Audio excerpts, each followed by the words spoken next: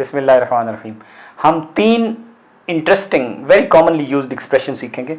एक एक्सप्रेशन है जब किसी चीज़ का इम्कान होता है तो हम 2 तरीके से कह सकते हैं, इट मे रेन टुडे, और ये भी कह सकते हैं कि इट माइट रेन टुडे। इनमें फ़र्क क्या है? मे और माइट के और कई इस्तेमाल आते हैं, लेकिन हम सिर्फ अमकान वाला इस्तेमाल कर रहे हैं। मे माइट इजाज़त के लिए भी इस्तेमाल होते हैं, प्रपोज करने के लिए। अमकान में जब किसी चीज़ का अमकान ज़्यादा हो, मिसाल के तौर पे आप कह रहे हैं कि थोड़े थोड़े बादल नज़र आ रहे हैं, राइट, तो आप कहेंगे इट मे रेन टुडे। लेकिन अगर बादल हैं ही नहीं और एक आधा कोई बादल की टुकड़ा फिर रहा है, तो आप कहेंगे इट माइट रेन। समझ आ गया? तो माइट में अमकान बहुत कम है, राइट। मे और माइट में ये फर्क है जब आप अमकान के लिए यूज करते हैं, सिंपल। दूसरा एक should, ought to and must, तीनों का मतलब चाहिए होता है। फिक्रे पढ़ें और आपको खुद अंदाजा हो जाएगा। You should avoid going out, for example this time in the evening और in the cold weather, you should avoid going out. एक है we ought to obey traffic laws, हमें ट्रैफिक के लॉ ओबे करने चाहिए। तीसरा है ही मस्ट फॉलो इंस्ट्रक्शंस। इनमें फ़र्क क्या है? फ़र्क ये है, शुड जो है वो एक तजवीज़ है, द बेस्ट तजवीज़ इन अवेलेबल सर्कमस्टांसेस।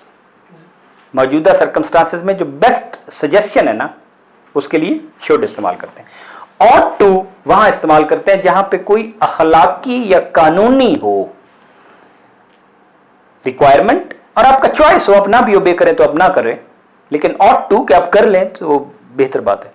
समझ आ गई ना? यहाँ पे चॉइस होता है, लेकिन ये अखलाकी और मॉरल और लीगल चीज़ों के लिए ज़्यादा इस्तेमाल होता है। ठीक है, you ought to obey your parent. Must जहाँ पे ज़रूरी है, वी मस्ट फॉलो इंस्ट्रक्शंस, जहाँ पे ज़रूरी है, डायरेक्शंस हैं। ठीक हो गया? ओके। तीसरा जो हम एक यूजफुल चीज़ करेंगे, आपने नो मोर और नो लॉन्गर के वर्ड सुने होंगे। सुबह हमने पढ़ा था he used to play cricket, तो उसका मतलब क्या था कि वो अब नहीं खेलता।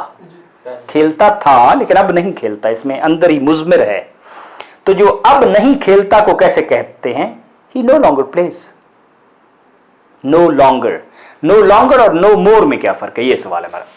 We have no more meetings on the weekends. ठीक है, no more meetings on the weekends. We no longer meet up on Fridays, हम आजकल जुम्मे वाले दिन नहीं मिलते। तो नो मोर वहां पे हो रहा है इस केस में जहां पे बाद में वर्ब था, no more meetings. For example, I check the fridge, there are no more apples. कोई चीज है जो खत्म हो जाए तो, राइट, नहीं अवेलेबल, अब क्वांटिटी शॉर्ट हो गई, फिनिश हो गई। ठीक है, नो लॉन्गर जब वो काम, एक्टिविटी खत्म हो जाए, इट सीज टू वर्क और cease to exist, we no longer meet up on Fridays. ठीक, मिसाल के तौर पे she died a week ago, वो एक हफ्ता पहले फौत हो गई, तो हम कहते हैं ओ शी वॉज नो मोर। इसका नो मोर का ये भी मतलब होता है, शी वॉज नो मोर, अब वो नहीं रही। ये भी कह सकते हैं she was no longer alive, ठीक, और she was no more alive. No more और नो लॉन्गर इसका मतलब ये है कि इंटरचेंजेबली भी इस्तेमाल हो जाते हैं, इंटरचेंजेबली भी इस्तेमाल हो जाते हैं, ऐसे कोई बिल्कुल मैथमेटिकली अरिथमेटिक के रूल नहीं है। ठीक हो गया? एक सिचुएशन जब क्वेश्चन के रिस्पांस में आप कहेंगे तो आप ये नहीं कहेंगे कि मिसाल के तौर पे are you living in the hostel these days, तो आप कहेंगे नो आई नो लॉन्गर, नहीं, आप कहेंगे नॉट एनी लॉन्गर या नॉट एनी मोर। तो ये नॉट एनी मोर या नॉट एनी लॉन्गर, ये एक्सप्रेशन आप यूज करते हैं in response to a question. तो ये 3 इंटरेस्टिंग यूजफुल एक्सप्रेशन हैं जो बहुत इस्तेमाल होते हैं, और ये आपको सीखने चाहिए।